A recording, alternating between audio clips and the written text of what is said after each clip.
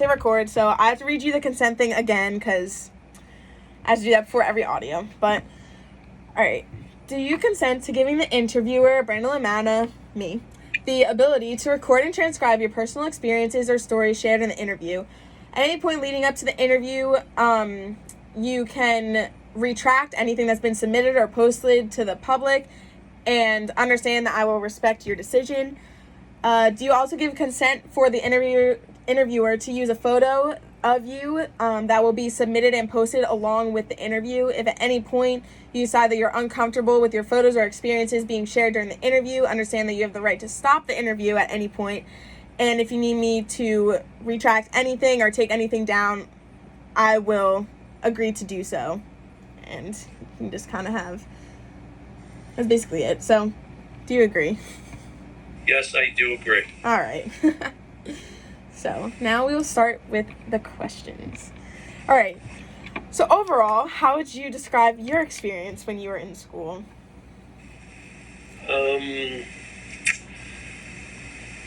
It was I always use this term. I never really worked at a job. I went to school my whole life. So I've been in school from the age of 5 years old, kidding on, all the way till the day I retired. And school was my life, and education was my life. And it was great. I'm going to save the rest of the topics to the next question because I didn't want to do that. But not much I can say negative about education because I chose a love profession. Yeah, that's good. I never thought about it that way, that you were like in school your whole life. That's crazy. Yeah, before, when I used to have kidding on orientation as a principal, I always told the parents, I says, you go to work every day.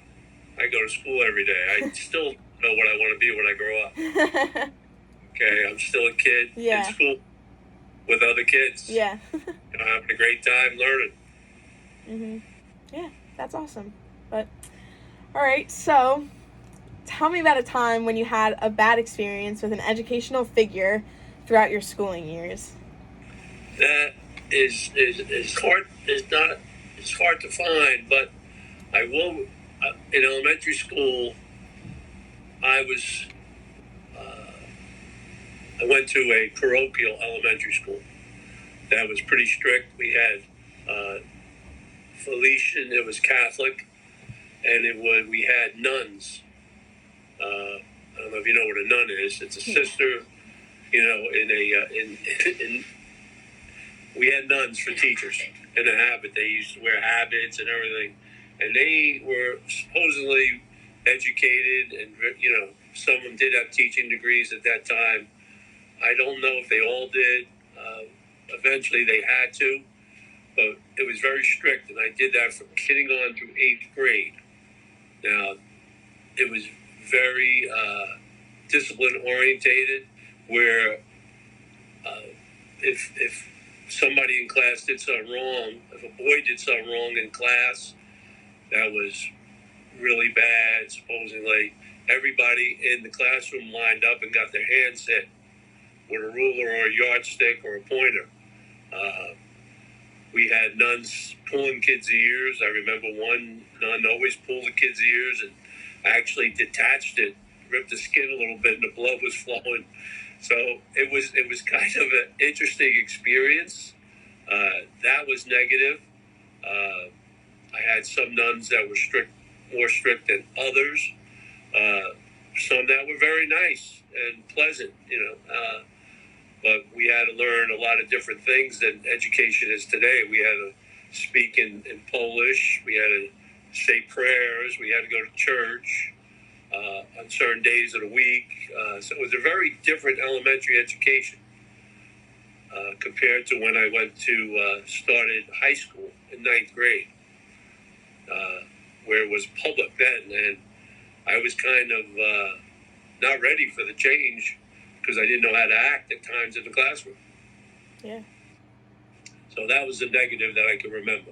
But I did learn from that to be a better educator in my career, and what to do and what not to do, which is one of your questions coming up. Yeah. Yeah, what, all right, so after, I guess, going from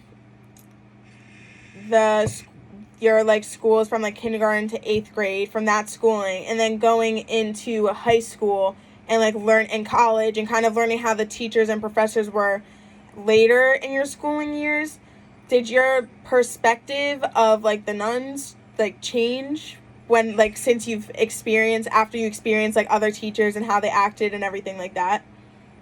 I think I did realize that some of them were only, deep down, they didn't know any other way to teach a child who was struggling or misbehaving or had some learning problems.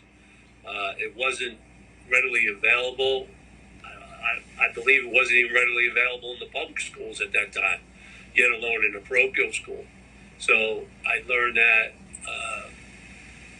all kids learn differently from that experience. And then when I went to high school, we were required in elementary school till 8th grade, if you were called upon, you had to stand up at attention at your desk to answer and respond. My first day at high school, teacher called upon me. I stood up out of my desk, and kids were laughing at me because I did that. But I wasn't the only one. There was a lot of kids that were in that situation, and the teacher right away recognized, says, you must have went to parochial school. But some of the behaviors that I did learn, helped me the rest of my life there, the disciplines, and what to do and what not to do. Yeah, that was kind of be like my next question, like, from that experience, what did that kind of teach you in life, like how to act and yeah, just kind of like how to act with, like, other people? Well, it was the beginning of rounding out my style in education, and how everything in education has to be not the same for all. If there's different type of learners, there's myself as a very visual learner, and who learns from observation and more visually than a person who could just read a book and remember it, or a person who needs a little extra help to have it explained differently, or has to write it out to learn it. There's all different ways for people to learn, not only in high school, not only in elementary school, also in college. Mm-hmm. Doing hands-on learning, like you said yourself earlier when we talked, is very beneficial for a lot of people. You get excited about that instead of just having somebody lecture to you, listen, read, and test. That, I think, has to be used on every level of education. In college especially, because you want to learn what you want to do for the rest of your life. High school and elementary school and middle school were just basic to the point where to get you to where you are now. Now you need to specialize and find a love of learning in what you really want to do the rest of your life. Yeah. So would you say, like, when you became principal, you kind of had an idea, like, would you agree that you kind of had an idea of, like, how you wanted your teachers to act? Like, obviously you weren't going to be like, oh, you all have to do the same thing and be the same way, kind of, but you had an idea of, like, how you wanted your school run and how you wanted your teachers to treat the students. Like, would you agree with that? Well, I thought most importantly to me as a principal was the kids involved. They had to learn and be happy and come to school every day, and that was important. And again, as students have different learning styles, teachers have different teaching styles. I never questioned the teacher's teaching style or technique if it was working. If it works and the kid's learning and they're happy, that's what education should be. Mm-hmm. And every teacher is not perfect for every student. So I was lucky that I had the ability to place students and the right teacher's class. I felt that was conducive to them having a great school year and learning and being happy. Because, as you know, it's not fun if you go to school every day and you're not happy. Yeah. Yeah. So I did have an input on that, but there are very few times that I ever have to worry about a teacher teaching students, because it's a profession where if you don't love it, you can't stay in it. It will make you, as a teacher, very unhappy and a miserable person. Mm-hmm. You got to love it. It's a devotion. Yeah. Education